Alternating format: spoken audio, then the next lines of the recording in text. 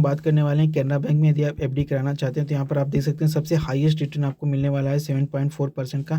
जैसे कि आप देख सकते हैं कि यदि आप 1 साल के लिए एफडी कराते हैं तो यहाँ पर आप देख सकते हैं कि 6.8% का आपको रिटर्न मिल रहा है। 2 साल के एफडी पे आपको 7.3% का, 3 साल के एफडी पे आपको 7.4% का, 4 साल के एफडी पे आपको 7.4% का, 5 साल के एफडी पे 6.7% का और टेक 7 एफडी है तो आपको 6.7% का आपको रिटर्न देखने को मिल रहा है। टेक 7 एफडी क्या होती है दोस्तों, यहाँ पर एक चीज़ हम बात कर लें।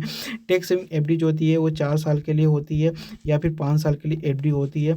इसमें क्या होता है, आपको जो है अगर आप 1.5 लाख रुपए से यदि आप एक्स्ट्रा बेनिफिट कमा लेते हैं तो आपको करीब गवर्नमेंट को 12.5% का आपको टैक्स देना होता है। ये टैक्स जो है आपका टेक सेविंग एफडी में बच जाता है।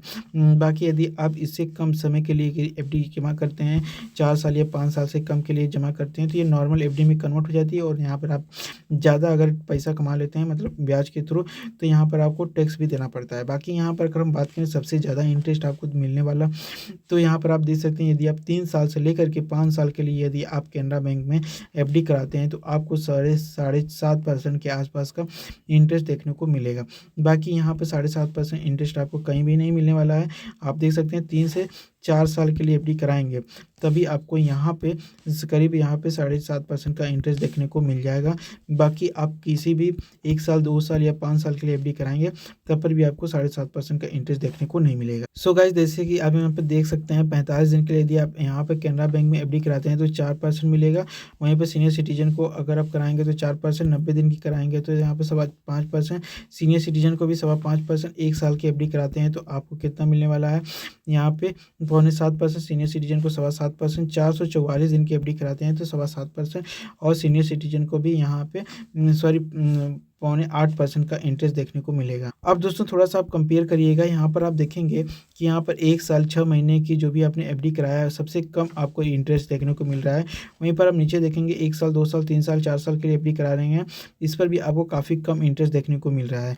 लेकिन यहीं पर अगर आप ध्यान दें थोड़ा सा तो यहाँ पर अगर 3 साल से 5 साल के लिए एफडी कराते हैं तो यहाँ पर आपको 7.4% का आपको इंटरेस्ट मिल रहा है। वहीं पर आप देख सकते हैं कि यदि आप यहाँ पे 3 से 4 साल के लिए 3 से 5 साल के लिए एफडी कराते हैं तो यहाँ पर आपको 7.9% का सीनियर सिटीजन पर इंटरेस्ट देखने को मिल रहा है। तो आई होप कि आप समझ गए होंगे कि आपको अगर यहाँ पे कैनरा बैंक में एफडी कराना चाहते हैं तो आपको कितने समय के लिए एफडी कराना चाहिए जिससे कि सबसे ज़्यादा बेनिफिट आपको हो सके। और दूसरी बात, यहाँ पे कौन कौन एलिजिबल है, तो दोस्तों भारत में जो भी रहने वाला है सभी लोग यहाँ पे एफडी कराने के लिए एलिजिबल है। दूसरी बात, यहाँ पे नाबालिग हैं तो वो अपने पेरेंट के साथ एफडी करा सकते हैं। बाकी तीसरी बात, अगर बात करें डॉक्यूमेंट की तो डॉक्यूमेंट में आपको पैन कार्ड, आधार कार्ड के साथ यहाँ पर एफडी करा सकते हैं। आपका अकाउंट पहले से नहीं है तब पर भी आप यहाँ पर पैन कार्ड, आधार कार्ड देकर के एफडी करा सकते हैं। यदि आपके पास पैन कार्ड नहीं है तो आप फॉर्म 16 भर दीजिएगा। बाकी पैन कार्ड की जगह कोई दूसरा डॉक्यूमेंट लगा दीजिएगा, जैसे कि राशन कार्ड हो गया, निर्वाचन कार्ड हो गया, कोई भी डॉक्यूमेंट पैन कार्ड की जगह लगा सकते हैं। बाकी इस वीडियो में दोस्तों बस इतना ही।